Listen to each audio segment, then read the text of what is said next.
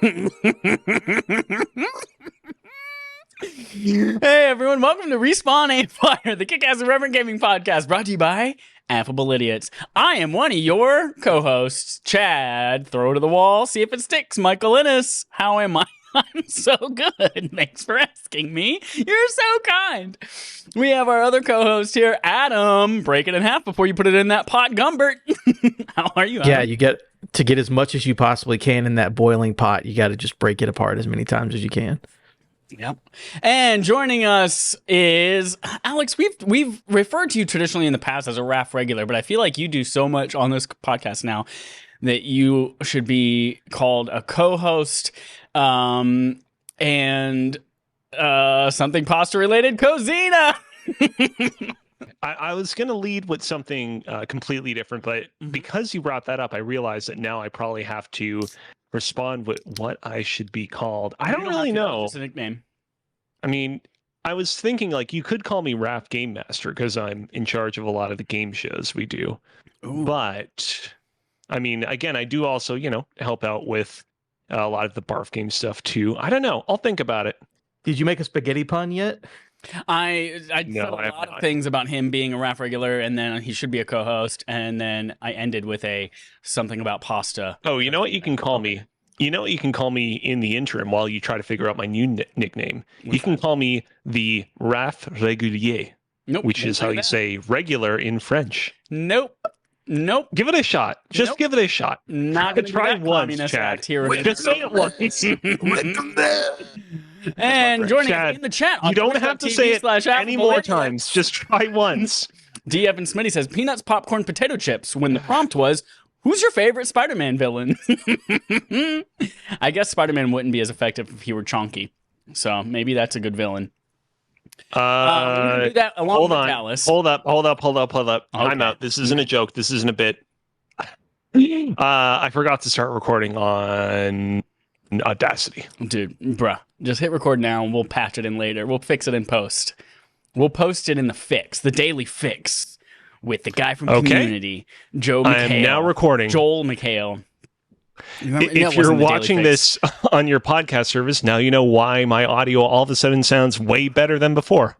Joel McHale, the guy from Community, the one that was the main character but was the least liked except for Chevy Chase. What was his news show called? Lots of things about Joel McHale and Chevy Chase. Apparently they have some kind of beef. The stew. What was his show? The Soup. The Soup. On E. The Soup. D-Smitty Games corrects his submission in the chat here on twitch.tv/affableidiots on Sunday evenings around 5:15 Pacific time, 8:15 Eastern time. And he says, Craven seems pretty dope so far. Yeah, pretty dope. Pretty attractive in that Craven movie with Aaron Taylor Johnson. Dude got fucking jacked as shit for that movie. Woo, cannot wait. And you can catch us not even on out. Tuesday mornings, 9 a.m. Eastern time on demand on YouTube and podcast services. We've got a day today. I'm going to talk spoiler-free discussion around Spider-Man 2 because guess who beat it and also has the platinum already? This guy. We're going to do that in a little bit. But first, we're going to start today.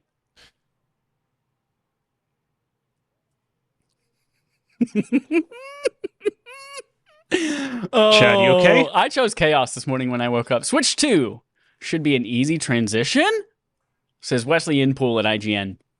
Nintendo is expected to launch its next generation console. You told me to start speaking French. At some point in 2024. Actually, in French, you would pronounce console as console. Okay, first of all, I know that L-E in French is pronounced le. Right, but only when it's by itself. When it's a single word, you would say console. C-O-N is like con. Le Nintendo console, le Nintendo Switch. Le console de Nintendo Switch. And at some point in 2024, development kits are reportedly now with partner studios. Very quick, Adam, again, just interrupting the podcast. I know we're getting to the news and all that stuff. The fact that Cozy was like, this is how you say it in French, and it's exactly this fucking same. Like, I don't want to hear it. No. Listen closely. Console. I'm glad that I am recording in Audacity now, because now the people at home will be able to hear precisely what I'm trying to say. In English, you say console. In French, you say console. I guess he's just upset because he didn't record the very first French word that he said. Yeah. He just wanted to make sure everyone knew. I have to compensate really hard by putting as much French in the rest of the podcast. It's the Look same at this word. drip, y'all. Look at this drip. Destiny glasses, Destiny jacket with Destiny gamer tag on it. Can we get back to the story, Chad? Yeah. Nintendo is expected to launch its next generation console at some point in 2024. Development kits are reportedly now with partner studios. Apparently, the Switch 2 can be used in portable mode, like the original Switch, and has an LCD screen as opposed to an OLED screen, barf. It also comes with a cartridge slot for physical games, yuck. However, the crucial question of backwards compatibility with Nintendo Switch games remains unclear. Le Nintendo has yet to comment on the reports, but in a new interview with Inverse, Nintendo of America boss Doug Bowser was asked about it anyway. Quote, well, first I can't comment, or I won't comment, I should say, on the rumors that are out there. But one thing we've done with the Switch to help with that communication and transition is the formation of the Nintendo account. In the past, every device we transitioned to had a whole new account system. Creating the Nintendo account will allow us to communicate with our players if and when we make a transition to a new platform to help ease that process or transition, Bowser said. Last quote here. Our goal is to minimize the dip you typically see in the last year of one cycle and the beginning of another. I can't speak to the possible futures of a new platform, but the Nintendo account is a strong basis for having that communication as we make the transition. Cool. I hope that pans out. I hope that we can finally carry over the games that we've bought on the Nintendo Switch to whatever it is that's next. I know this is something we've talked about before, but please, I really hope that this does come to pass. I hope it's not even just games, but like avatars on the Nintendo account, your friends list. Yeah, of course. Can you imagine a world where your friends list doesn't carry over from console to console? Oh, wait, that's been literally every generation from Nintendo so far. Yeah, totally true. Totally true. So yes, backwards compatibility aside, I think there are a lot of other benefits to having it. So yes, that will hopefully make this transition easier. But what do y'all think about that BC on SW 2? What was that? What? Backwards compatibility on Switch 2? You think I this is confirmation? You think this is Doug Bowser reveals all and a tell-all to Nintendo Life or whatever? I'll let you go first, Alex. You go first. I mean, I hope it is. I hope that we can play these games on our new Nintendo console next year. I still have Mario plus Rabbids Sparks of Hope mostly unplayed, and I want to play that game on the next Nintendo console because I did not like the way that game performed on the original Switch, and I hope that it is much improved on the sequel. Do you think, Alex, that similar to the Wii to Wii U transition, where on Wii U you could play Wii games, but it literally switched the hardware over to like a Wii-based system? Like, do you think they're going to do the same with Switch 2, where it doesn't matter that Switch 2 is more powerful? You have to play it on this shitty Switch emulator or hardware that we've put in the system anyway. No, I think...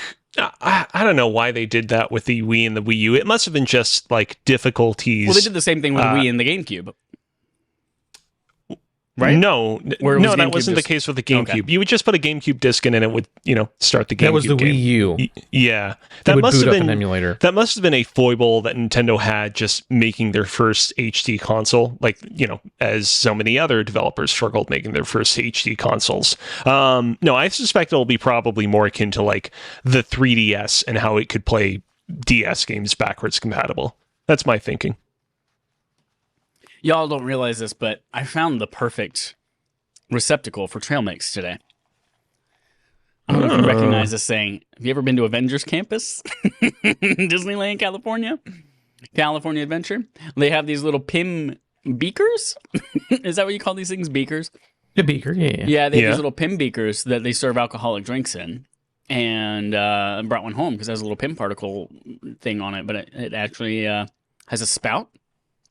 Makes it very, very good for trail mix because you can put it in there, blah, blah, blah, blah, blah. And it plays with the whole Ant-Man big and small kind of thing because while trail mix is one of those foods that like doesn't look like it's a lot, this is approximately 45,000 calories in here.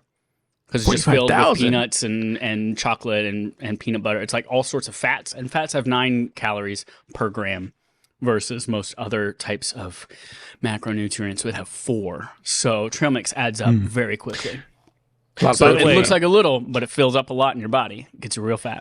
Real quick, before we move on to the next part of the podcast, I got an idea of what you guys. We've been talking a lot of like, dear God, what do we want to call the next Switch console? Are we going to call it the Switch 2? Are we going to call it the Super Switch? Are we going to call it something completely different? What about take the S out of the Switch, put a 2 in there, and you got the Twitch. But it's pronounced new Nintendo Switch. Exactly. I have a better idea. Like Here's what's going to make it sell gangbusters. Call it Hello Kitty. Everyone loves it. Don't brand it like that or anything. Just call it, this is the Nintendo Hello Kitty. Makes sense. I will say there's only one thing, a couple of things. I agree with you guys about backwards compatibility. I like hearing his quote. I think that's a great idea. I don't think it'll work. I like in his quote here, I can't speak to the possible features of a new platform, but the Nintendo account strong basis, blah, blah, blah, blah. So he's like, first he's like, I'm not going to comment or I won't comment in the rumor, and I'm not saying there'll be new features. Interesting. I think there's going to be another just dumb gimmick, basically, is what I'm saying. That would make it be like, I don't know what it's going to be, but I feel like there's something. I can't speak to the possible features of a new platform. What does that mean? That's the one that kind of got me tripped up. They're still trying to figure out how to move your Animal Crossing island over without you having to log into one game, move it into some temporary cloud that then nukes it on your old system, and then you have to log in your new one and put in some code, and then it moves over once, and then the whole thing crashes and everything dies and it sucks. Mm-hmm. That's the new feature they're trying to work out. Just for Animal Crossing, moving your island specifically. Crossing. Or how to move your save over from Pokemon. That's the other thing what they're if trying to figure out. Alex would love it. They wouldn't do it. What if they're like, okay, same basic idea. We're doing another Switch, a little more powerful, but this one. Here, are you excited for this one? Switch 3D, yes. 3D Switch. Switch, no, because like the 3DS only worked because you already had the DS and you tacked a 3 onto it. 3D Switch. Swedish Switch. 3D Switch. I just wonder what the new feature is. We'll see what the gimmick is. That'll be interesting. They always got one. It's probably one of those where like you can put it in your pocket. Like it's small. It's almost like a Nintendo Switch Lite, except when you put it in your pocket, it burns a hole in your leg. I'm surprised that by this point gimmick. nobody has uncovered that Nintendo like registered like a trademark that's like, oh look, it's a Nintendo lever. Like, what could this be? Could this be the name of their new console? Because they, typically have to do that ahead of the manufacturing of that console or game or what have you of the same name. But I feel like no news yet on that front. We've never been able to learn that ahead of time about a Switch console. Like, we've always learned the code names ahead of time. NX, Dolphin, that kind of shit, Revolution. But we've never known the marketing name until they reveal it. Like, they've been really good about that somehow. Yeah. Because I'm just thinking about it, right? Wii to Wii U, they kept the name. They wanted a similar idea because the Wii was so successful. But the Wii U and the Wii are not the same device, like, at all. So People I wonder what they were after the reveal. They were like, I don't understand. Is this an addition to my Wii? So everyone's like, Switch 2. I bet it's not even going to be, it'll be recognizable, but not really recognizable. I'm just curious what that next thing will be. Because they've never just done, here's the next one. That's exactly like the old one. Yeah. I'm just curious. I was reminded that previously, before it was called the Switch, we knew the Switch as codename NX. And that reminded me of all the other code names we've had over the years. Like the Wii U was, I want to say, Project Cafe. Which I remember people at the time were anticipating, oh man, Reggie's going to come out on stage with like a tea set and then he's going to reveal the new console's name. And it's like, no, they're not going to acknowledge the weird like insider code name that they use for this console. Weird stuff. Do you remember when Sony did introduce the PS Vita as the NGP, the next generation portable? They did, yeah. That was weird. They're like, we don't have a name for this thing yet, but here's the NGP, y'all. Yeah. Cool. Well, that got off track. Thanks a lot, Adam. Bring it back to the podcast. Let's talk about playtime, what we played this week. I'm going to start with you, Adam, and then Alex, and then I'll end with some Spider-Man. Oh, well, I've played most. Well, the first thing we all did Sorry, I'm bursting your bubble. Dark Pictures, Little Hope, No Pope. No Pope for the Little Hope. We played it was the barf game for this month. Actually, Dark Pictures Anthology, Little Hope. We played it all together, which was really cool. We did a little bit of what's that feature called? SharePlay. Yeah, SharePlay. This was Adam's first experience with SharePlay. Mm-hmm. My first time with SharePlay, a little bit of streaming, and I would play for Chad for a little bit, then I'd watch them, and then I'd take over for Alex, and it was actually pretty easy process. It wasn't too difficult. Got that all done in one night, and I'm ready to talk about that game. For folks who aren't familiar, SharePlay is it's something that's existed since PS4, but it's basically the ability for someone else to take over the controller remotely for you. So like Adam can view my screen, take control of it as well. It's kind of like remote play for somebody else's system. And so Adam didn't have the game on PlayStation, but Alex and I did. He's like, cool, we'll just go back and forth and take over for each other. It's pretty cool. And that's an interesting game to not know what the other person is doing and then to only know what the other person is doing. Yeah. It's cool. I can't wait to talk about it. Yeah. It's very interesting. But I will just say, Chad, I don't understand your accent. I don't know what you could possibly be speaking. Oh, sorry. Dark Pictures Anthology. Very good. But no, the main thing I did is that after 83 hours, I finished Phantom Liberty, Cyberpunk 2077 DLC. Like, guys, I don't want to be hyperbolic, and it's a good year, but fuck, this expansion should probably be in Game of the Year considerations for some people. Is that allowed? Is that legal? I don't know. I mean, Blood and Wine for Witcher did really good the year that it came out. Real quick. I just want to double back for a second here. If you were to say its name in French, Dark Pictures Anthology Little Hope would be Anthologie de Dark Pictures Petit Espoir. Petit Espoir. Okay. Petit Peuple. Yes, awesome. But no, Phantom Liberty, dude, it's so fucking good. So like I was playing it and I was having good. I said, I'll talk to you guys when I finish it. And then I just like did everything in that game in a new game. And like I said, I'm like 84 hours in. Fuck, man. It really is that good though. Like when I saw the Metacritic reviews and all that, I'm like, I think it was like a 90 or 91 or an 89. It was in that. I'm like, interesting. And I played, I'm like, fuck, you're right. Especially when you get to the end of that story, it's like, fuck. Like, all right, Chad, what if I told you there was a DLC this year that made a game like extra good, and it was like Escape from New York, Face Off, Mission Impossible, and fucking Resident Evil 7. Like, what is this fucking video game? This shit is wild. I would say that sounds like a lot of old things, Adam. Okay. All right, Chad. Yeah, no one likes Mission Impossible. No, it's just really cool. That movie is 30 years old. Mission Impossible Rogue Nation. Rogue Nation is still like 5 years old. Yeah. But no, it's just really cool. It's really interesting. It takes things to another level. Just like the mission structure is fucking wild. Like they really went all out. Idris Elba was great.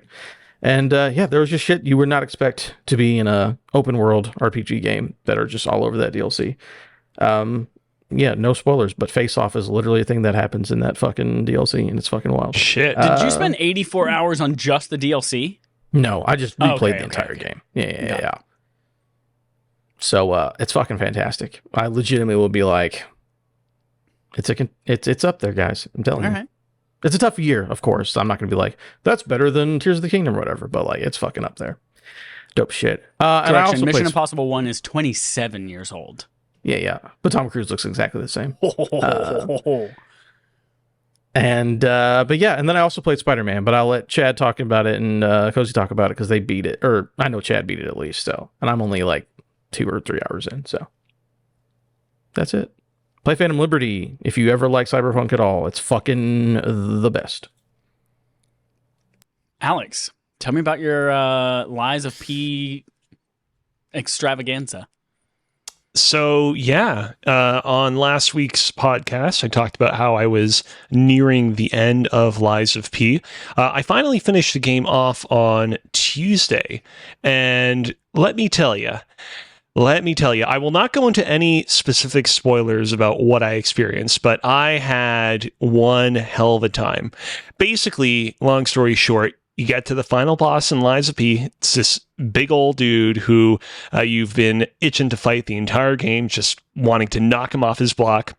Takes a few tries for you to go at him, but eventually you manage to whittle him down and call it a day. Or so you think, because shortly after beating what you thought was the final boss of the game, you were offered a choice. Choice number 1 is to give up something critical to your character that results in a bad ending but allows you to roll credits.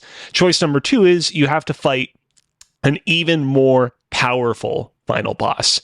And let me tell you, that even more powerful final boss is no pushover. I spent, like, no joke, 4 hours, probably even more than that, just trying over and over and over again, like doing little optimizations on my build, grinding out a few more levels, equipping and de-equipping certain items, trying to figure out a way to get through the final boss. Eventually, by the end of my go, I got it down to a science where I could pretty effectively beat the first phase of the final boss every single time. Second phase, so no go. And so I finally decided, you know what? I really want to roll credits. I really want to say, hey, I beat the game and just have it done and over with. And so I went with the bad ending option. You coward. Rolled the credits, saw the very unexpected and fun post-credit scene, which you should... if you're not planning on playing this game, you should definitely check out, because it's definitely paints a very unexpected but also exciting vision for what the future of this series could be.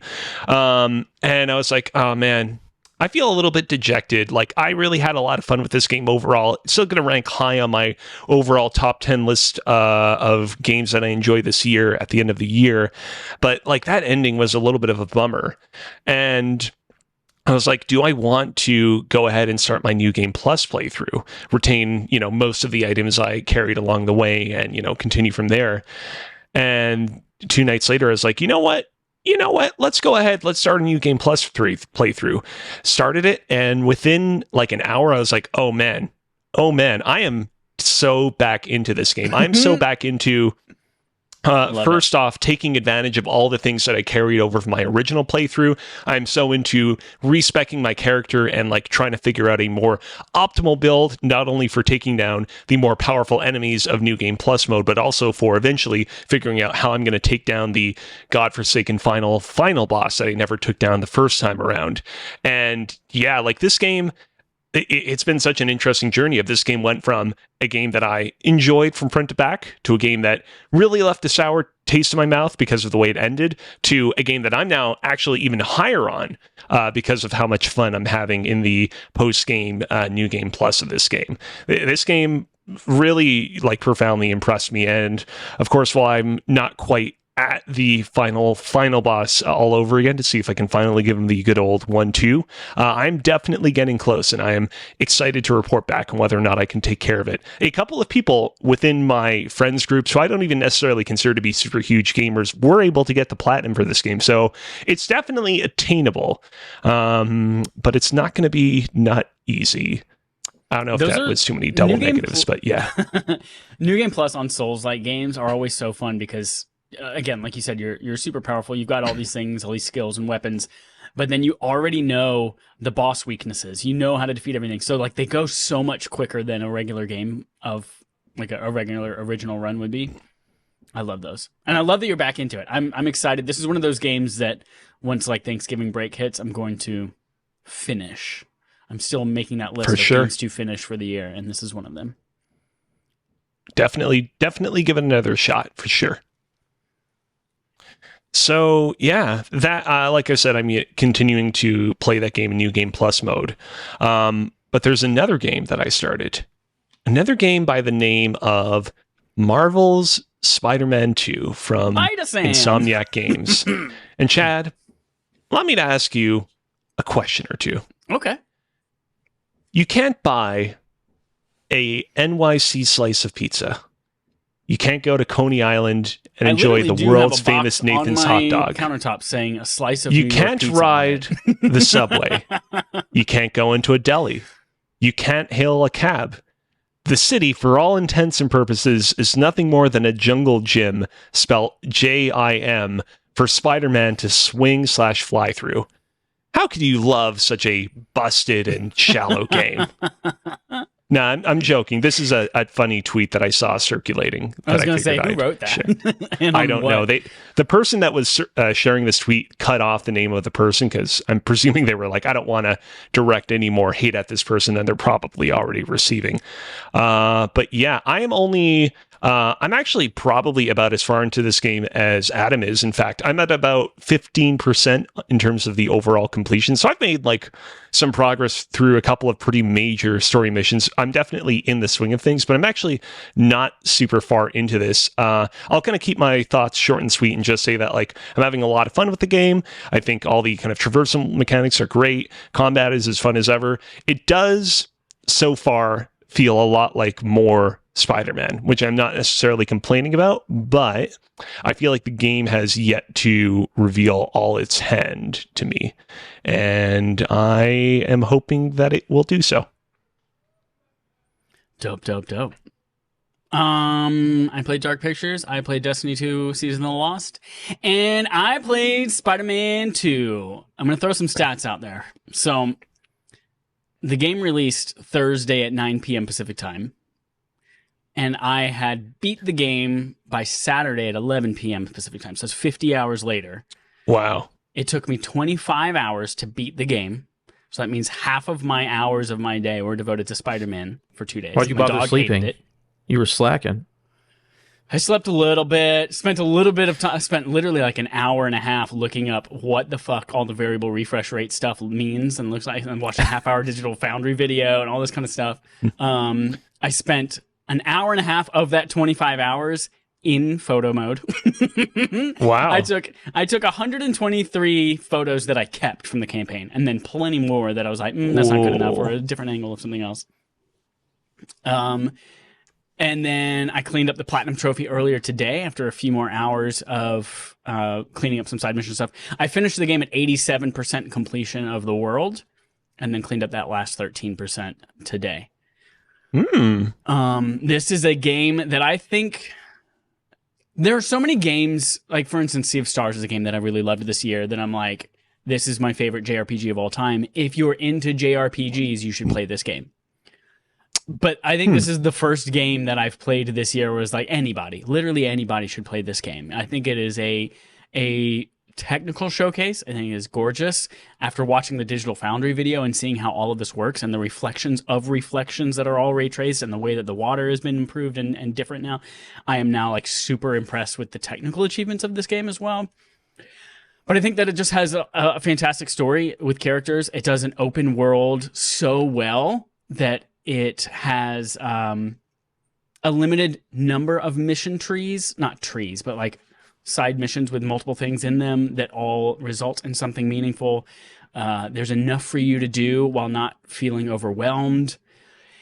And I feel like everything can kind of be accomplished almost without having to dedicate. Part of what I really loved is that I could, between missions, knock out a couple of things on my way to it. So, I have to go to the other side of New York City to do the next story mission. Well, on my way, there's a little bird that I have to go chase, a bird drone that I have to go chase on the roof of this building.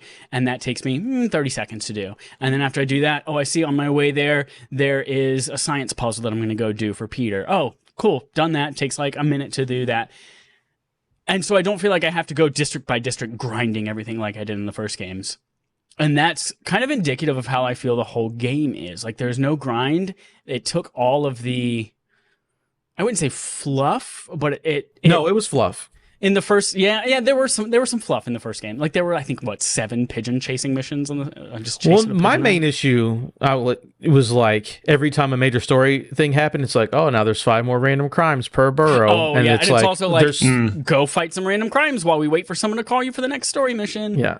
And it's like 35 per borough by the end of that game. It's like, holy shit, I'm glad that they don't redo that because that was not the best thing. Yeah. And overall, that's the feeling I get from this game. Like, they cut the fluff. Just the immediate first encounter, like the first hour of the game, you are right in there. You have most of your abilities that you got from the previous games. You feel powerful. The pacing is just, like, it is constantly next thing to next thing to next thing. So much so that I intended to play a completionist playthrough, where, like, by the time I beat the game, I've done everything. But then, like, 2/3 of the way through the story, I'm just like, well, fuck, the story has got me in such a way, and the city transforms in such a way where it's like, I don't think I could go do any other shit right now. Like, I have to finish the story. I have to see how it turns out. I have to continue to do this because everything else is like a little bit of a It's just lost its urgency for me. So that was really good that the story was able to capture me in a way that made me say, you know what, I'll put off some of the side stuff for a little bit. But yeah, cool. I'm very impressed with this game. The combat is, again, much improved. The stealth missions with the new web line that they've created is much easier to do stealth with that web line. But in addition, you're powerful enough from the beginning, like that I don't feel it's unreasonable to just go in as a brawler. Like that's how I did it. The first couple of times that I did take out a hideout or whatever mission, I did a bunch of stealth. And then I was like, you know what, though? I just feel like beating ass. And I just jumped down there and just beat the shit out of everybody. And it was great. I got to say, there's been a little bit of discussion around this game's length, with some people kind of criticizing it for seemingly being a little bit on the shorter side compared to some other big AAA game releases. I'm all for it, personally. I'm happy that this game seemingly is not as long as it could have otherwise been. I'm curious from your perspective, Chad. Like, did you find this game a little bit too short for your liking, or were you kind of like, yeah, this is where I want it at? In a meta point of view, like with the rest of all the other games coming out right now and earlier this year and coming up in the next few weeks, I was so happy to hear how short it was. Like 25 hours to get a platinum sounds perfect right now because there are so many 40-hour, 50-hour, 70-hour games. But when playing the game, as I mentioned, the pacing was so good that by the end of it, I felt like I had done a whole campaign. Like I felt like I was satisfied with what was there. I did find myself, maybe it's because I beat it in 2 days, but I did find myself at the end like, man, I wish there was more to play through. But and I'm excited to looking forward to another one, not where like I felt like I missed out or there wasn't enough there. But I'm just excited for more Spider-Man after this. So yes, I feel like the length was perfect. It was great. It was enough to get me what I needed to know right now, and I'm pumped for a threequel or a next spin-off or whatever it might be from here. Cool. I've got only one negative because I'm interested to see how the story goes. I've heard multiple things. I will say, movement is great. Dude, fucking just doing the little websuit shit. I'm like, I can just go to this entire city in like fucking 10 seconds. It's great. Yeah, the wind tunnels, your doing your wingsuit going, and there's a trophy attached to that too. I'm just like, hey, get from the financial district all the way to Astoria using just your wingsuit. I was like, oh, fuck I'm gonna do that. It's like so quick and easy to do. Yeah, I tried that. I did not succeed on my first go, so I'll have to give that another go.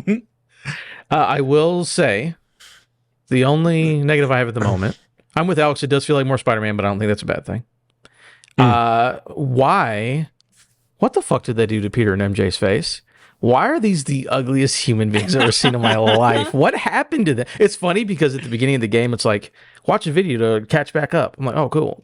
Even though I've played those games recently, I'll just watch it anyways. And then they showed MJ in the flashback, and they show her in the real game. I'm like, what happened to MJ? They look like they've aged 30 years, and it's been 2 years. Do I have your guys' permission to spoil something that you see within the first, let's say, 2 hours of the game? Oof. That's tough. Because there's listeners that might not be playing. Let's say no. I mean, we're literally 3 days out from release right now. You know what? I'll just text it to you guys, and you guys can keep going. Okay. It's not a. Well, but it's crazy. On that point, Miles looks great. Yeah, Miles looks awesome. Weirdly enough, though, I did not see any problem with. I mean, it is a third Peter Parker that we've had in the last. 4 years. That's what I'm saying. He looks different. They look different. But I did not have any kind of negative reaction to him. I heard reviewers talking about it, and I knew that there was a day one update that was like, we've improved lighting on Peter and Mary Jane. And so when I booted up the game, I didn't see anything wrong with it. I was like, oh, I guess they fixed whatever the issue was. But sounds like no, the issue is there. I just don't have a problem with it. It's very small. It only happened in one cutscene that I saw, but I was like, let me see. What did Cozy just say? Yeah, see, and the thing that Cozy's talking about, I thought he looked good there. It was just the one cutscene, yeah, it's in the Discord. In the Discord. Okay, hold on. So again, it's not really a huge thing, but these are different people from the previous video games. Different people from the beginning thing. But yeah, no, like what Cozy said in there, yeah, look great there. Yeah. Like it's not a huge deal, but I was like, why? There is something off about Peter's face, and MJ looks like a different person completely. It's just a silly thing, but it is weird how they did that. But the game's still good. I don't give a shit. It's all fun. I'll say a couple more things about it.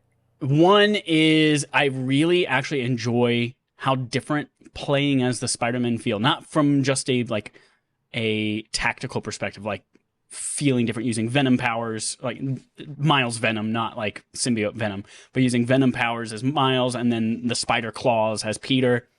Like those feel different, but also the things that you're doing as them feel different. Like Peter very much has the traditional Spider-Man, I'm going to go save the city and help the firefighters and help the policemen. And then Miles is going around like, I'm going to help my friends at school ask someone to homecoming. I'm going to go help this place learn and discover music that was part of Harlem and part of like the Renaissance and jazz and that kind of stuff. And it's like they feel like very different characters that you're playing and the way that they interact with their community. So like it actually legit feels different to play as these two, even though the core mechanics of swinging and web gliding and all that kind of shit is exactly the same between the two. They feel different to play as, and that was really exciting. Oh yeah, I do like their characterizations for sure. Like I like these two cool, unique guys. Yeah, and even the conversation, like you're swinging around New York City, but then you're having as Miles, you're having conversations with people from Spider-Man Miles Morales who returned for this one, Genki included, and then as Peter, your little podcast is popping up. You got Mary Jane calling you, all this kind of stuff. So like it just feels like a slightly different game, even though you can switch on the fly between the two of them, which is really cool for most stuff. The second thing I would mention is if you are a person who is trophy hunting, I would recommend looking at the trophy list. I wouldn't reveal any hidden trophies because most of the hidden trophies are all story and spoiler related. But there's one hidden trophy that has to do with combat, which I don't understand why it's hidden because we all know that it exists from the marketing and the trailers anyway. But there is one hidden trophy. Mild spoilers for the description of a trophy that you already know about. It is just to use your symbiote powers while like charged, while doing your charged stuff as a symbiote Spider-Man, which of course we already know that exists. So do that 25 times. And so like that's easy enough to do. It's not difficult, but it's something I didn't even look at or even bother to think about until post-game. And there's like, fuck, now I got to go find a bunch of enemies that don't exist now that I've cleaned up every other type of mission. I just got to walk around and wait for a thing to spawn. And then I found out too that like that trophy is bugged sometimes. So like I was doing these things and it wasn't progressing. It was stuck at 18 of 25 for a while. And then I would quit the game, open it up again. And then it started counting again. So just do that in the story. Like as you're playing, if you think about it, you'll acquire that naturally. Because I got 18 out of 25 of them, but just like do it before you get to the very end game and there's nothing left to fight.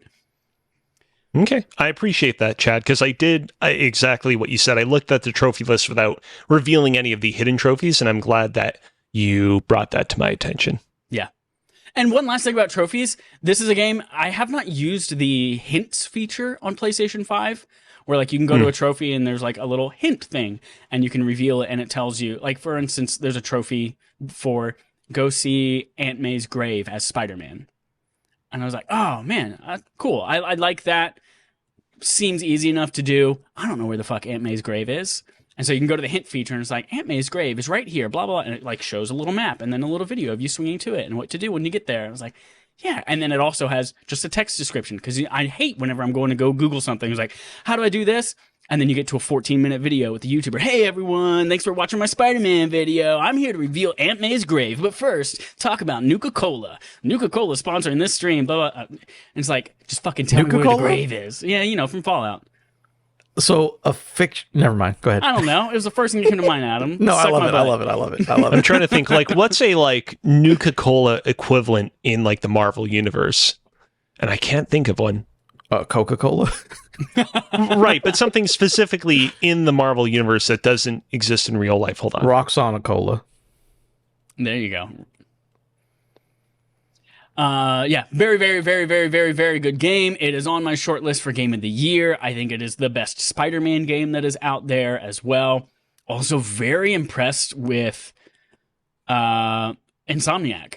Like, this is their fourth game on the PS5 with Miles Morales and Ratchet and Clank, Spider-Man Remastered, and now this game. Like, they are churning out banger after banger. So, and they make the most technically impressive. I guess because they've all been exclusive because every other PlayStation game has been on PS4 besides the Insomniac ones, but definitely the most technically impressive studio out of everything that's come out on PS5 for sure. Mm-hmm. On Marvel Cinematic Universe.fandom.com, this is a list of fictional drinks in the Marvel Cinematic Universe. You have Pingo Dulce, you have Beniri English Ale, Daisy Clover Milk, O'Haran Scotch Whiskey, Axle Grease, Za Cola, Winston Supreme Canadian, Wildfowl, Scaddens, Iron Fist, Bushmaster Rum, El Alfanje Rum, Minden Bourbon Whiskey, Asgardian Ale, Aconian Ale,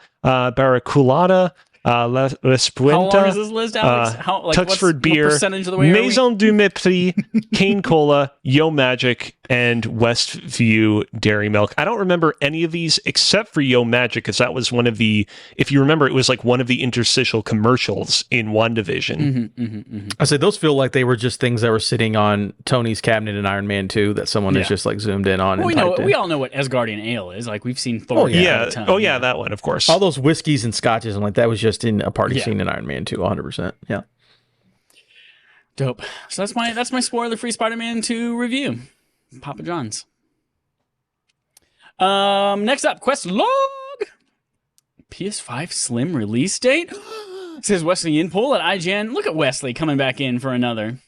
The reliable leaker behind the early PlayStation Plus lineup reveals has reported a PlayStation 5 Slim release date for the US, as well as what appears to be its first bundle. Bill Coon said the PS5 Slim.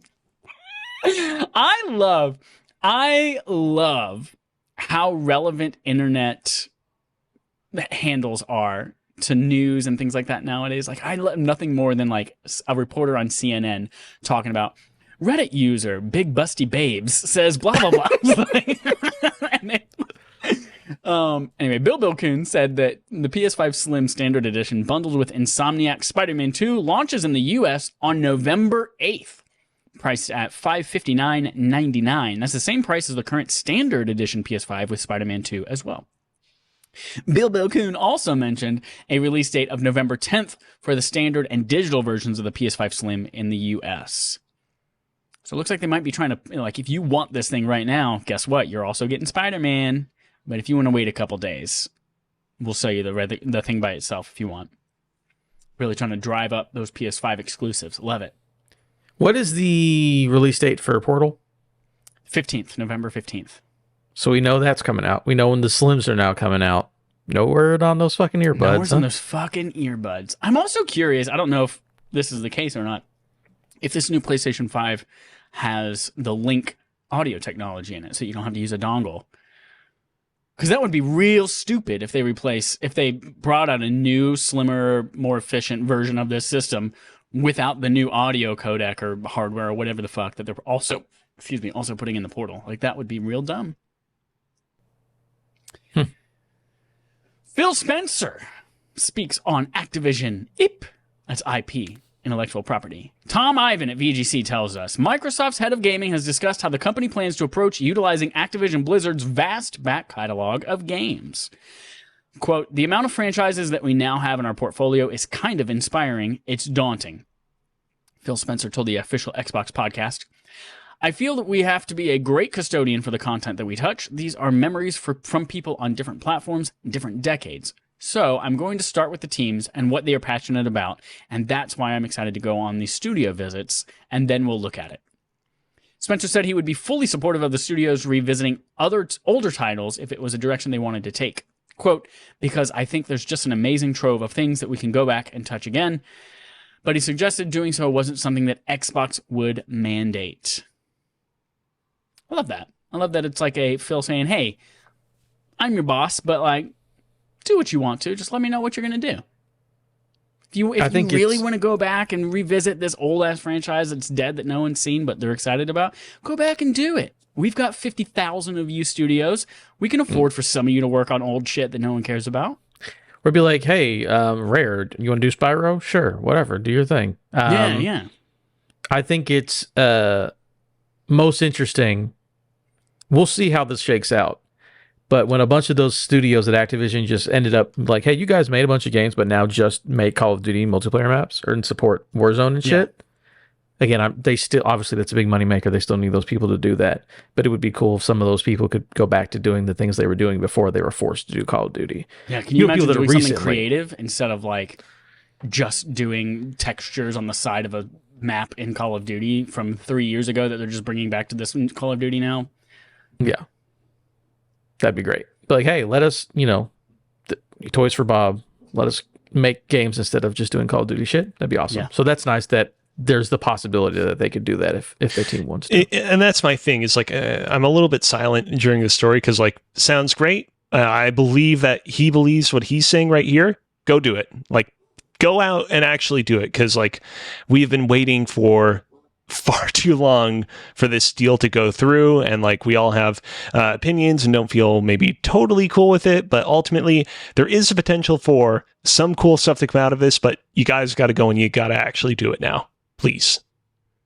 And here's the thing too, they have enough current, well, I guess they're not enough pre-Activision studios working on things that like they could have a reliable upcoming catalog of Xbox first-party games that do strike that, new and modern and brand new IP or existing IP with brand new entries and those kind of like, they have enough of those to keep Xbox going for a while.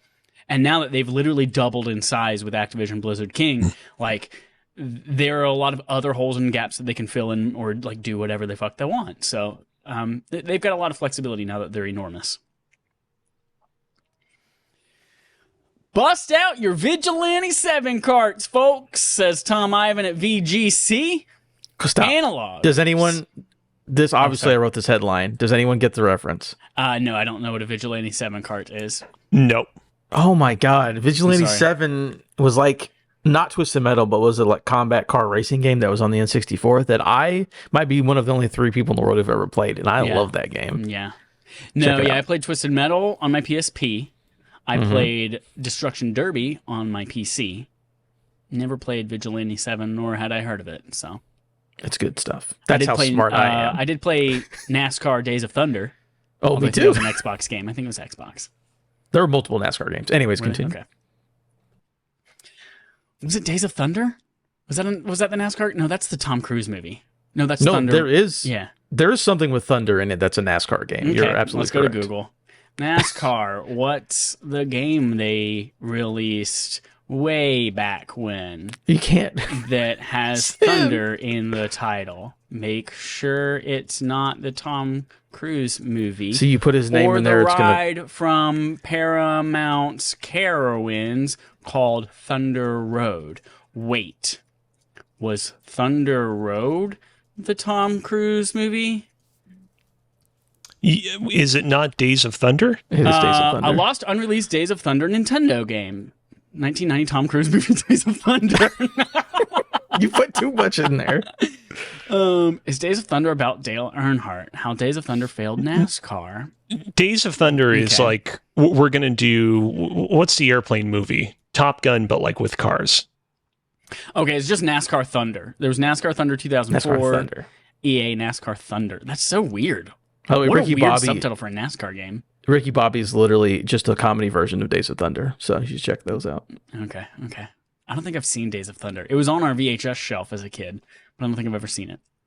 Anyway, Analog, the retro console manufacturer behind the Analog Pocket, the Super NT, and more, has announced that its next system will be a quote reimagining of the N64, launching sometime ambiguously in 2024. The Analog 3D will play Nintendo 64 games in 4K resolution. It will also support original display modes with, quote, reference quality recreations of specific model CRTs and PVMs. The system will play legacy game cartridges via its cartridge slot. Analog calls it, quote, the first and only aftermarket solution supporting 100% compatibility in every region, USA, EU, and Japan. The Analog 3D will feature wireless Bluetooth and 2.4 gigahertz plus, quote, 4 original style controller ports. I fucking love this shit, y'all. I love it so much. So it's cool. This is the company that did the Analog Pocket, the Game Boy that I have that plays all the old carts and the Game Gear shit. But what it also does, what's unique about these, is that it actually recreates the hardware with something called OpenFPGA. And because of that, that's why they're saying, 100% compatibility, because it literally is the hardware of an N64 that it's created on the inside. So it's not just emulating. But because of that, OpenFPGA is something that other folks can create cores for and stuff like that. So Analog, like, you're allowed to play, not allowed to play, but like there are SNES ways of emulating that hardware. And maybe you can put ROMs on it, maybe you can't.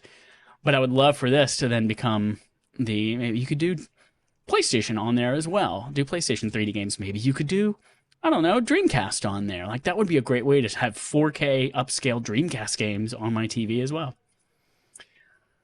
Sorry, Alex, you were going to talk? Yeah, I have, I want to say that the only Nintendo 64 games I still have are like Ocarina of Time, Majora's Mask, and maybe Pokemon Stadium, which would be fun to play portably. But then again, I do have the Switch, which I know does not have all of those games, but does have enough of them. I was thinking to myself, this is not a portable system. This is a system that plugs into your TV via HDMI and plays. Yeah, the Analog Pocket is the only portable one that they've made, right? Correct. Yep. Okay.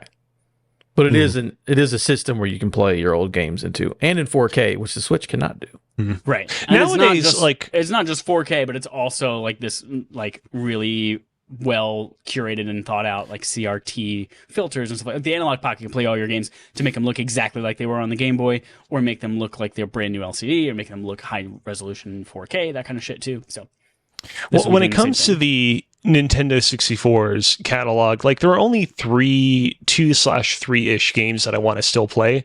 There are Banjo-Kazooie and Banjo-Tooie, because I never played those games, and as somebody that really loved Rare's, efforts on the Super Nintendo with the Donkey Kong Country games, I feel like I owe it to finally check those out. And honestly, I would want to play Majora's Mask again, because last time I played Majora's Mask, I played Majora's Mask 3D on the 3DS, which was, I gotta be honest, not my favorite version of that game. That version, like, cleaned up a lot of stuff in the original version of Majora's Mask, added in some, like, more updated graphics and texture work, but it also kind of removed and smoothed over some stuff that I preferred in the original version of the game. Other than that, though, I mean, this doesn't necessarily represent a huge amount of value to me. And by the way, I did not do the thing that you're currently arguing about in the sheet, so don't ask me. My hands are in the air. This has sparked a similar to, like, when I got the Analog Pocket. Like, I've now been going to retro game shops and picking up. I've got a Pokemon Red. I've got Zelda Ocarina of Seasons and Zelda Oracle of Seasons and Oracle of Time. Like, all this shit. I'm picking up these old games, and now I'm like, all right, which ones for the N64 do I want to go and find now? And I was trying to think, like, these are much bigger than Game Boy carts, so I'm not going to have a lot of them. So I'm trying to think of, like, what are the 5 and I think I'm with you. I would get Zelda Ocarina of Time. I'm going to try to find Majora's Mask, specifically the holographic version that you had to pre-order the game for. I would probably do Smash Bros, Mario 64, Vigilante 7. Mario Kart. What? Vigilante 7? What is it? What is I that? gotta make a bathroom run. I'll be right back. Vigilante Heaven? 7. 7-Eleven? You know what's really funny? What's all really the time funny, we've done Adam? the podcast, has he ever gone to the bathroom in the middle of us doing a podcast? He forgot to put in his catheter today. Yeah, he usually does go to the bathroom in the middle of the podcast, but it just goes down to the little sock. Yeah, no one even notices it. Yeah. This could be the part of the podcast where we just make fun of him. The Cloudcast, huh? Is that what I said? Yeah. Please ignore me. Please ignore me. Yeah. So I would. What else should I pick up, Adam? What's another? Honestly, oh boy, I don't know. You've named all the big ones. Yeah. That's the problem with the N64 is there wasn't really the catalog isn't massive. I would probably pick up, like, Perfect Dark over GoldenEye. I know a lot of people love GoldenEye, but, like, Perfect Dark was better.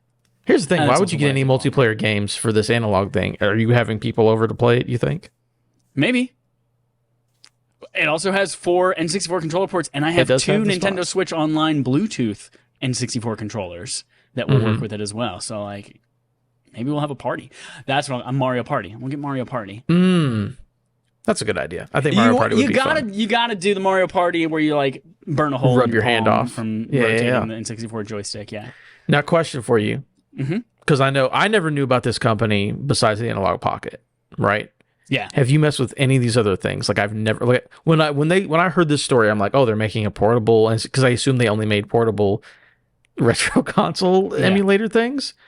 But have you used any of their other products? Are they? I've good? not. I, like you, had never heard of them before Analog Pocket. And then I was late to the Analog Pocket pre-order game, and I got mine like 9 months after everybody else did. And then I saw, like the Super NT, that's the Super Nintendo version of this thing, where basically, you can plug in Nintendo controllers and play your Super Nintendo carts on there. I don't know why those never did anything for me, but this one does. Maybe it's because Super Nintendo things are so easy to emulate and play on literally fucking anything. Like, you can play that on a GBA with a flash cart. You can play that on your PSP. You can play SNES games on your fucking, I don't know, Apple Watch probably somehow. I don't know. You can play Super Nintendo shit anywhere, but N64 stuff is still like notoriously difficult to emulate. That this then makes me real pumped because it's hardware. Like, you won't have to emulate it. You can put a ROM on there and it's playing it with the actual N64 hardware. Okay. I just didn't know anything about them, but that does sound like a cool idea. I wonder what they'll do next. Yeah, I don't know. IDK might be a tough deal.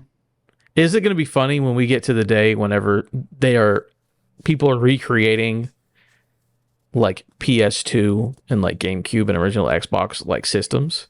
Because right now, even N64 still feels like old, right? Yeah. But when they're getting to the stuff when we were like in middle school and high school, but oof, that's rough. Yeah. It's so weird too, because like it feels like it should be really easy to emulate things, or not emulate, but like make something that reads a disc and outputs it in 4K. Like, those are all discs. Yeah. And I guess the Dreamcast was GD-ROMs, but like the rest of them were CD-ROMs and DVDs and Blu-rays. Like, those are so common. Like, I feel like you should be able to just do that really easily and simply. Maybe they just make one big thing. It's like, hey, here's everything that ever played on a disc. You can play it now on this one machine. Just stick it in there and you're good to go. Yeah. That'd be an awesome device. I'd be into that. Well, no, because I don't own physical disc. But anyways. Exactly. Yes. At the end of the day, I'm not going back and picking up old-ass PlayStation 2 discs. Like, no, I'm not going to do that. Not even Pacific Drive? No, MotorStorm? Pacific? See, here's the thing. I never had a PlayStation 2, so you're naming games that I would have never played unless there was a port of it on PS3 or something. Oh, hey, Alex, what's up? What's up, Alex? Man, sometimes you're in the middle of a podcast and you're like, okay, gotta go to the restroom. I bet I can hold it in. Yeah, I definitely can hold it in for like the next 10 minutes. No, I can't hold it in. Sorry, guys. And, do you guys want a La Raville Magnifico right here? A magnificent reveal? What? Yeah. I have a La Raville Magnifico for you. One time, Chad, you'll remember this, it was before Alex was on the podcast, so maybe a year and a half, 2 years ago. I don't remember when it was. Whenever we were doing a podcast, I was like, hold Chad, give me like 2 minutes. And you vamped for 2 minutes, right? And then I came back at the end of the day, and I was like, hey, by the way, I just took a shit during that 2 minutes that I was gone. He was like, how did you do it so fast? I had like, I don't want to be gross, but I had upset stomach is what I'll say. Very bad stomach problems. Went in there, took care of business, was back in like 90 seconds. And I just told Chad, give me a minute, I'll be right back. And it's because diarrhea really bad. So that's my magnificent reveal. That happened like a year and a half ago. If you can find that clip, I'll give you a $5 gift card. We know Brian, No Time to Die podcast is out there listening to old episodes every once in a while. So maybe he's come across it. If you can find that video of me leaving for a minute and a half and then coming back, that is me taking up just a nasty, just gross. I went to go poop on a first date once, and they were like, and I came back super fast, and they're like, man, that was really fast. And my response was, I made this up in the moment. Like, I'd never said this before, but I was so proud of myself. I was like, yeah, I've been pooping for 33 years. I know how to do it now. Wow. You didn't just say, I just had to go pee? That's impressive. That is a good comeback. I'm going to take a dump. When you go on a date with Chad, you get Chad. Yeah. Yeah. That's way more honesty than I would give. Yeah. Anyways, we're back now. That's it for the news. That brings us to our segment from Adam. Segment from Adam. That's Spider-Man. Ooh. Segment from Adam. Segment and from Adam. Segment from Adam. Also Perfect. Spider-Pig. Actually, because this week I have a little game called 6 Degrees of Kevin Bacon is being John Malkovich. There we go. Oh, no. Love It's that. back. We're having a good time. So Spider-Man is out. There's voice actors in it. We're going to play a game where like 6 Degrees of Kevin Bacon. This person was in the thing with this person. There was in the thing with this person. How does it relate back to a video game? And this week, I'm very proud of the way that this one turned out. There's three questions. You guys are competing to try to get the right answer. I'm very proud of myself. I will say. You guys will enjoy it. Oh, is All this right. the racist joke you're trying out on us? Is that in this? This was Is the what it thing that is? you assumed was a racist joke. I don't entirely You know said, why. is this funny? I'm going to try it out real quick. And then you never said the thing. And I didn't And speak usually at when all. people need to try something out, it's because like, hey, this could be offensive. And the very first thing I think of whenever I think offensive is racist. So I assumed whatever you were going to say was racist. No, it was not any of that. Where is the... Okay, here we go. So, Yuri Lowenthal is in Spider-Man 2, Marvel Spider-Man 2, 2023. Plays Spider-Man, plays Peter Parker, plays, down on his luck Peter Parker, my face looks different every time you speak to me. All right. Yuri Lowenthal, very successful voice actor, a lot of voice work, but we're going to go to the world of live action for this. Yuri Lowenthal premieres in a single episode of Hawaii Five-0. Okay. Which is a TV show. They brought it back. They redid it. I think it actually went on. It might still be on TV. It was surprisingly succzul. There was definitely an episode of that show where they had Dead Mouse performing. That's the one thing that I remember about that show. What a wild show. So Yuri Lowenthal in a single episode of Hawaii Five-0. Hawaii Five-0. Actually, I'm going to see it. It went from 2010 to 2020. Holy shit. Wow. A 10-year thing. One of the main characters of that show was Daniel Day Kim. Okay. Who's the actor you might recognize. He was in Lost. Yep. I think he's in the new Avatar show. I think I saw a picture of him the other day, getting ready to do that. Yeah, he is the Fire Lord in the new Avatar live action. He also has a couple video game credits. Okay. So, Daniel Day Kim is in a video game based off of a Kiefer Sutherland TV show. What is that video game? 24 the game. 24, right? 24 the game. Boom. Killed it. Easy layup. Yep. Chad, you got your point. All right. Let me X out of these little things over here so I get more space up here. Next up, a little more difficult. That's why that's up there. So, Najee Jeter, who voices Miles in Miles Morales and as well as Spider-Man 2, 2023.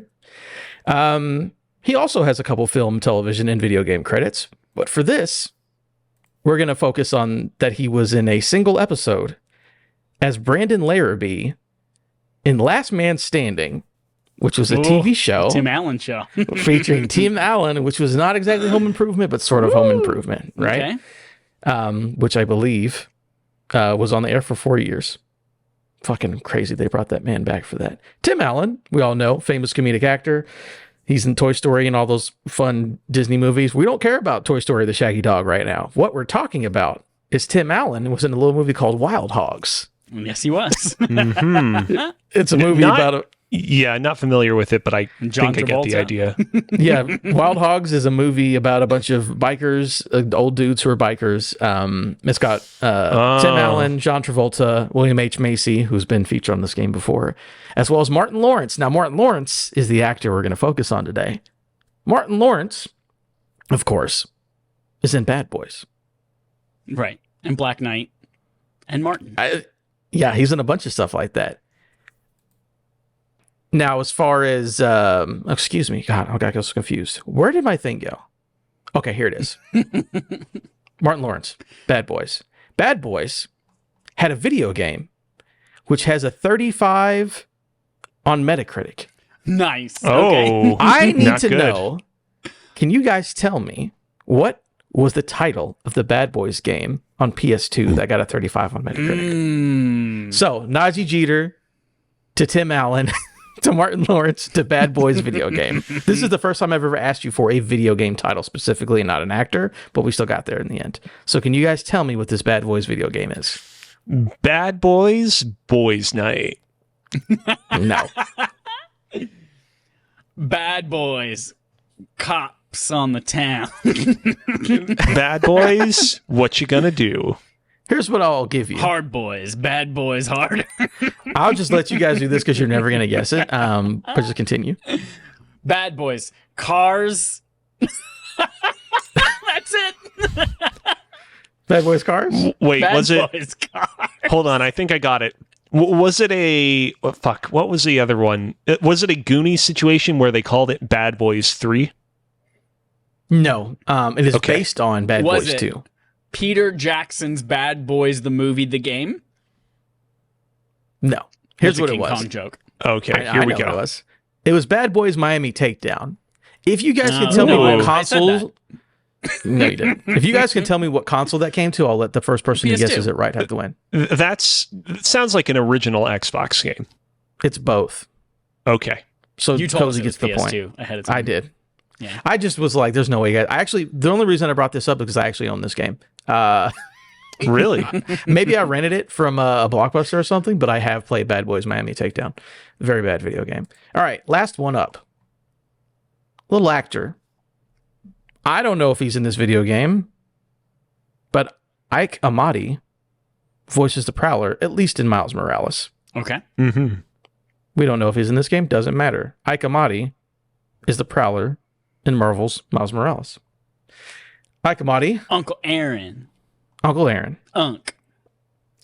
He's also done a lot of work in animation. He specifically... Wait, if I say that? No, that won't mess it up. He's done a lot of DC animated movies lately. He's the voice of Martian Manhunter. Okay. Oh. The specific movie I'm looking Justice League Uncut Director's Edition. No, I was going to do something with that actor, but I decided not to. No, it was all the animated ones. Specifically, Superman Man of Tomorrow, which is an animated DC film, right? In that film, Lex Luthor is voiced by a little man, little large man, named Zachary Quinto. Okay. Mm-hmm. Zachary Quinto has a shit ton of credits and only a couple video game credits. Can you give me the game Zachary Quinto was in that is not a Star Trek game? Fuck. Just in case you I was wanted going to to say the not very good Star Trek game that came out at the end of like the PS3 Here's a era. hint. Here's a hint. It is a game from 2006, and it is a game that has been the answer for one of these questions at some point during 6 Degrees of Kevin Bacon being John Malkovich. So clear your mind. What has Zachary Quinto been in 2006 that has been mentioned at some point during this game? Some point today during this game? No, Or during the previous- game, okay. just in general. Blanket statement during this game. Overwatch. I don't believe an answer was ever Overwatch. Orgy. I gotta be 2006? honest. Is it 2006 is Heroes a blank mobile slate game? for me. That is not a Heroes game. Okay. Fuck. 2006. And it's Senior been on year this. of high It's been on this school. segment before. I'm Bad just trying to Boys think of like 2, what Hotline are some Miami. games that came out in 2000 and No, Chad.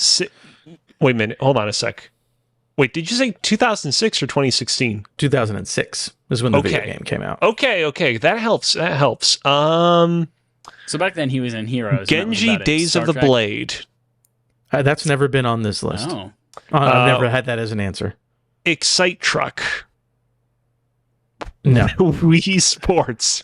Here's what I'll do. How about I give you another Mansion actor? 2. Okami. Dark Moon. The Legend of Zelda Did Twilight he play Princess. Luigi in last year's Luigi's Mansion 3? Fuck, what other 2006 games are there? Let me give you another actor. Gears of who's- War, the original. You're not going to get it because you're literally not answering things that have been on this show before. I don't remember anything that's ever been on this game show. Another actor. I'll give you two. I'll give you one actor, then I'll give you the other one. Okay. One actor who's also in this video game along with Zachary Quinto. Is it Elisha Cuthbert? Okay, that sounds... I'm not familiar with them, but that sounds like a name I've heard before. Says she's a Canadian actress. Okay. Yeah, Alicia yeah. Cuthbert sounds kind of like Aisha Tyler, who hosted the Ubisoft E3 press conferences for a few years, who makes Assassin's Creed. Assassin's Creed 1 came out around 2006. Is that Zachary Quinto's game? Oh, hold Assassin's on. Creed? No, it is not. Is it... Okay. All right, this is. I'll acknowledge if this is a bit of a shot in the dark. Answer. You're gonna love. Is it Kingdom Hearts 2? No, it is not Kingdom Hearts 2. Fuck.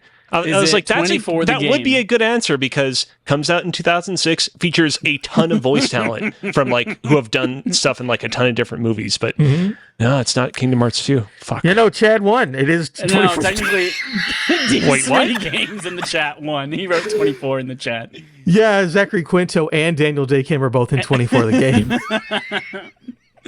You threw me off when I asked if it was today's 6 degrees of Kevin. I didn't want to give it away, obviously. There's only one other game today. But it was so funny with doing this. Like, again, I go down the line of who this actor was with, who this actor was. What's funny is and I did say Bad Boys 2. They both were in 24. Completely unrelated. They just happened to both be in that video game. That's fantastic. Did you know that in French, Kevin Bacon is pronounced Kevin Bacon? Kevin Bacon? Oh my God. So that's another edition of 6 Degrees of Kevin Bacon as being John Malkovich. Both answers, 2 of the 3, were 24 the video game. Have fun with that. Love it. That brings us to a cozy segment. I'll turn it over. Oh yeah. Do you introduce this? Do you want me to say the title of it every time? You can say the title of it. You can say Cozy's question of the week. Thank you, Chad. So for today's Cozy's question of the week, I'm going to have to ask the two of you to choose a number between 1 and 2. 32. Oh. Choose a number between 1 and 2. Yes. Does it have to be an integer or can it be a decimal? I would prefer it to be a decimal. I mean, you can still answer with an integer, but like I said, I would prefer it to be a decimal. 1.1415927. Okay, Adam, what do you choose? Which of the two numbers are you going with? 1. 1. Okay. You said you'd prefer for it to be a decimal. In that case, 1.0. The Cozy's question of the week for this week will be, if you could choose one PlayStation character to be your homeroom teacher in high school, who would it be? Are you kidding me? Parappa the Rapper. That's it. Do you That's feel the answer. You go in there first of all, homeroom in high school for me was 7:15 in the fucking morning. I was getting up at like 5:30, eating a bowl of cereal, wanting to rip my sister's head off for doing her step team practice in the kitchen at 5:30 in the morning, going, and I was just like, I'm gonna fucking drown you in this milk. And then I get to homeroom, and my teacher's like spitting rhymes like a fucking dog with a cool hat on. That sounds amazing. Do you feel, though, like having homeroom that early in the morning, do you feel like you would just be like, just shut up, man, shut up. Just let me rest. Let me not be bothered this early. I don't know. As an adult right now, I'm very much a morning person. So I was like, yeah, I would jive with that in the morning. Let's fucking go. It gets me jizzed. Gets me juiced for the rest of the day. Okay. I still think that would be annoying, but sure, if that's what you want to go with. Yeah. This is a bit of a walk. Come with me on the walk down the hallway. Bring your cereal and get jizzed or whatever. I want Preacher. from Preacher from Twisted Metal, but only if it's played by Jason Mantzoukas. Oh, that's a good poll. It is. I mean, spoilers, in the Twisted Metal show, Jason Mantzoukas is Preacher in that TV show. Oh, wait, fuck, really? Yeah, he is. That's why I was like, oh, fuck, great casting. I want Jason Mantzoukas in my homeroom. I need to watch that show now because I listen to Jason Mantzoukas all the time on How Did This Get Made, the podcast, and I did not know, because you know what I think what happened? He would have talked about it on the podcast, but I think like just as that show came out, like a lot of the actors, writers strike stuff happens. And so I don't think he was, like legally, I don't think he's able to talk about it on the podcast for that reason. Fuck, I have to watch that now. It's a very good show. It's better than it has any right to be. And no, he's very cool in it. So I would Jason Mantzoukas in the mornings. That sounds fun. Okay. Who would I go with? You know what? I feel like I'd want someone from one of the Final Fantasy games, preferably like a Final Fantasy game that like is very iconically associated with the PlayStation brand. So like from 10? 7 onward. Oh. Maybe 10. You know what? There's that one guy, Aaron from Final Fantasy X who also shows up in Kingdom Hearts 2, but I feel like I don't know him enough. Like, I don't want to be like, yeah, sure, you can be my homeroom teacher, and then it's revealed that he's like really hardcore. Yeah, exactly. Who would it be? So if it was from 7, I mean, of the main characters, who do you go with? Who's the most fun as a homeroom teacher? Not your friend, a teacher. I mean... Because Cloud sounds like he'd be boring. Sephiroth would be much more of a cool... whiny as hell. Yeah, Sephiroth would be a much cooler teacher, for sure. Yeah, he'd cut you in 3 pieces. Somebody just dumped an entire garbage can on the stairs behind me. Sorry. I mean, Barrett would be like a very entertaining and like, charismatic and motivating teacher, but I could also see him being very tough on you. In all caps all the time. Exactly. I can see him being very tough on you when you make a mistake. Can he get past the metal detectors, though? That's the question. That's right. We got to consider nowadays there are metal detectors in school. He's got a gun on him. He can't come into school. That's right. Well, okay, that hasn't stopped all the school shooters in the past. It'll stop him. Stop the one guy who's actually a teacher who has a gun to protect everyone. Yeah. You know what? You know what I would go with? I would go with Yuna and her 2 friends from Final Fantasy X2. I know we're kind of bending the rules a little bit here because it's or whatever, 3 people instead of 1. Well, it's not even Sexy the age thing. It's just baby. No, teacher aid. Teacher's aides. Yeah. That makes sense. Yeah, it'll be like, hi, I'm Yuna, and these are my 2 teacher aides, Pain and the other one. I forgot what their name is. I'm sorry, Riku. That's it. Pain and Riku. Riku. Doesn't Riku have the like tambourines with spikes on them? I think so. Yeah, they need to make a 3rd one of those. By the way, no, they don't. No, yeah, they do. That brings us to Game On Game Show. The Game On our gaming show, we play a game called Game On. Game. I forgot the Game On our game show after Game On. The 5th time I said it. That's the one that I left out. We're gonna play a game today called "Excuse me, Miss, does this belong to you?" And the reason we're playing this is because Miss is the initials MS, which is Microsoft. Excuse me, Microsoft, does this belong to you? Microsoft just acquired Activision Blizzard King, and it now owns a bunch of IP, and it can do whatever it wants with these IP. Some of them you might recognize, things like fucking Call of Duty. Some things you might not recognize. And so what I've put here, I've got a list of 9 pairs of IP. Some of them belong to Microsoft now. Some of them do not. They belong elsewhere.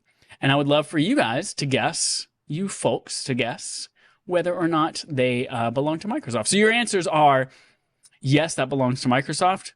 Sorry, that's a lie. That's not an answer. Your answer is you choose one of the 2 games, or there are 1, 2 of these where both of the pair belong to Microsoft. Okay. So it's either you choose one or you say both. Those are your 2 options. And then I will reveal who is right, etc. You keep track of your points. Whoever has the most points doesn't get dropped into a pit of alligators. So, excuse me, miss, does this belong to you? Our first pair, we're going easy to begin with. Crash Bandicoot, Gunstar Heroes. Which one of these, or do both of these now belong to Microsoft? Gunstar Heroes. Now that one...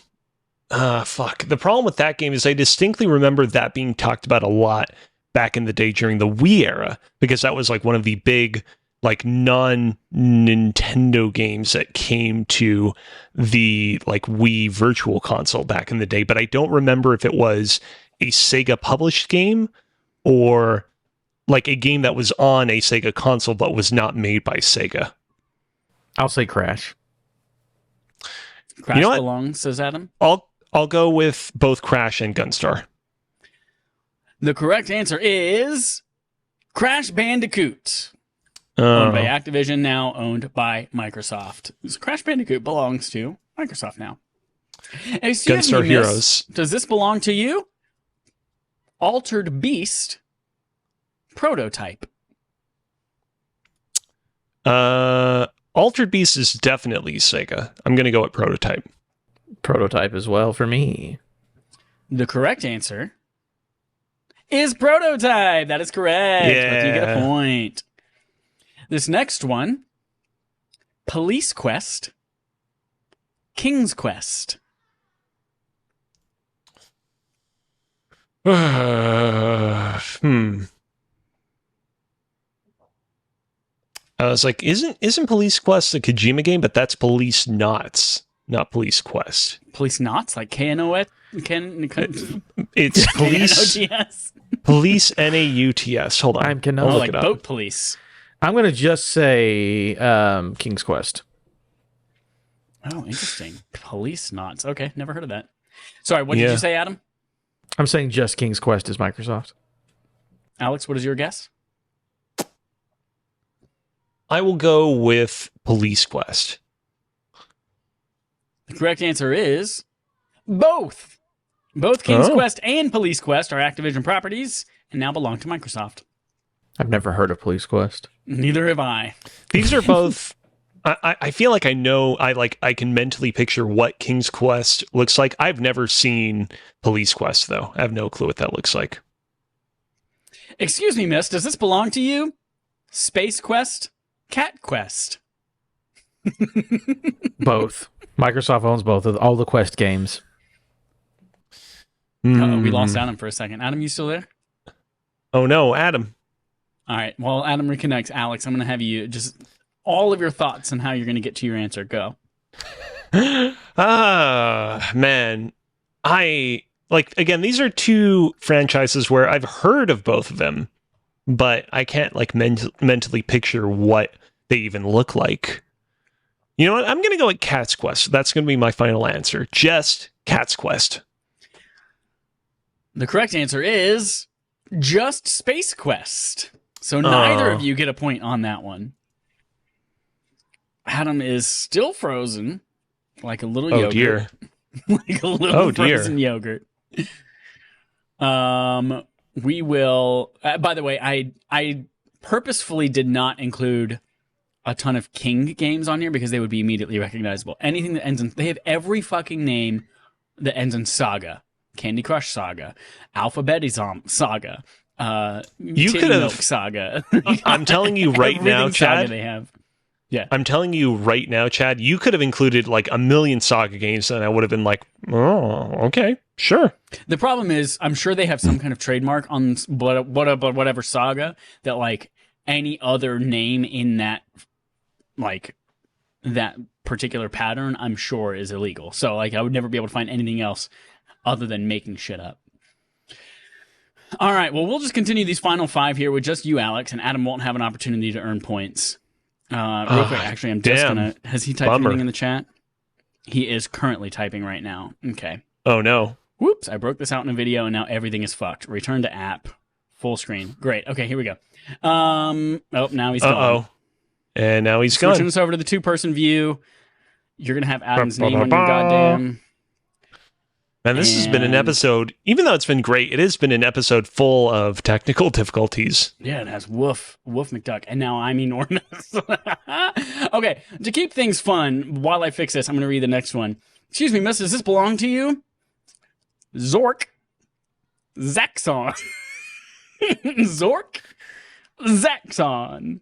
Again, two games where I'm familiar with both names, but like I can't mentally picture. I'm pretty sure Zork is just like a purely text-based thing. I'm going to say that they definitely own Zork. Okay. But what about Zaxxon? Zaxxon's definitely like one of those Activision properties that like they put out their last entry in the fabled Zaxxon series in 1989 and never went back to it.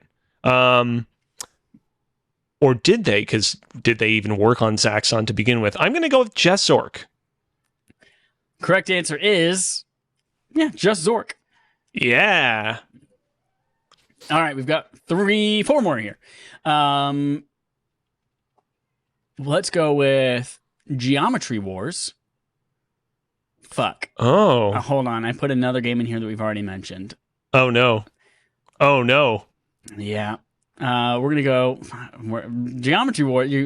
Geometry Wars is the answer to that one. The other one, I put Gunstar Heroes in there, and now anything else that I say is not going to be them. All right, 3 more.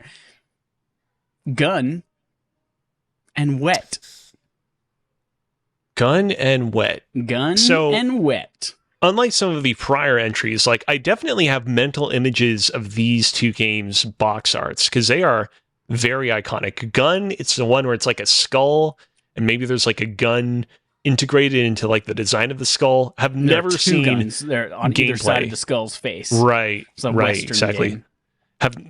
Western game. Okay, cool. Yep. And Wet, it's like that one like female protagonist kind of looks like Hope from Mirror's Edge, but if she was a brunette, I want to say. Yeah. They definitely own Wet because I want to say that that's a Bethesda game. But do they own Gun? Which I don't even know who made that one. I'm just gonna go at Wet. The correct answer is both Gun and Wet.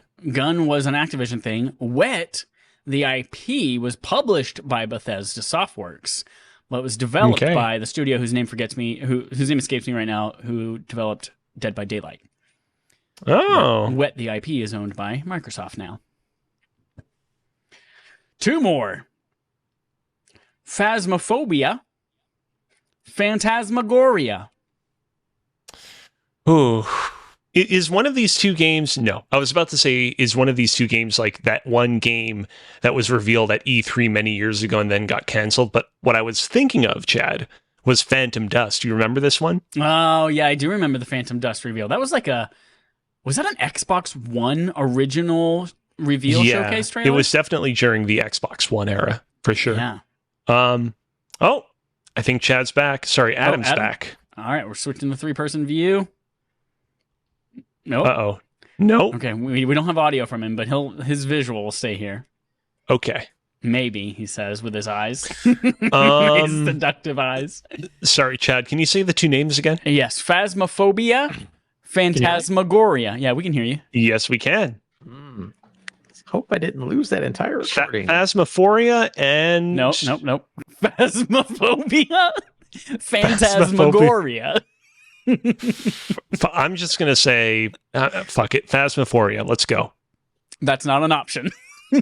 No, I'm just saying, Phasmophoria is the one game that I think they do own.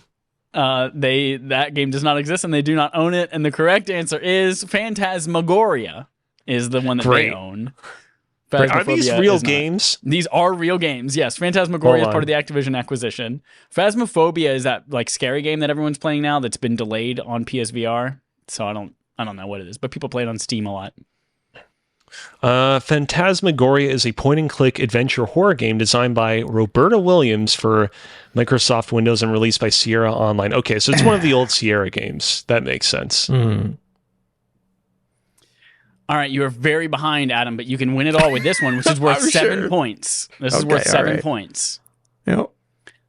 Samba de Amigo, or in French, they would say Samba de Amigo, or Shuffle Cats.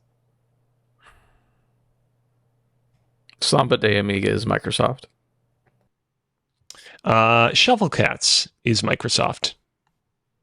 The correct answer is, for the winning guess, Shuffle Cats is the correct answer. That is an acquisition. Samba de Amigo is another Sega game. That is a Sega game, yes. Shuffle Cats is, I believe, like one of 2 games developed by King that does not end in Saga. And there are like 35 Saga games. Yeah. That's it. So, yeah, you win, Adam. Thank you. You win, yeah. Alex lost. He did terribly. I'm just kidding. He did great. Hate to see it. That's it for Game On Game Show. That is it for episode 328 of Respawn Aim Fire. Alex, thank you so much for joining us as our TBD title pasta pun, Alex Cozina. Where can folks find you outside of this podcast? You can find me over on Twitter at Alex Cozina, AlexKozina. And Adam, where can folks find you? Yeah, I'm waiting for you to finish that. Yeah, find me on Twitter, X, whatever the fuck, Adam Gumby. Find me out in the streets, the New York streets, swinging around as Spider-Man. Swinging my dangalang. Absolutely. Dope. I'm Chad McInnes everywhere. I'm one place, lots of places. PlayStation, everywhere. Just find me. It's fine me. I'm already done with the streets. Been there, beat them, killed them. Killed the streets. All right, everyone. Until next time, here's our usual sign-off. Phantasmagoria? Phasmophobia.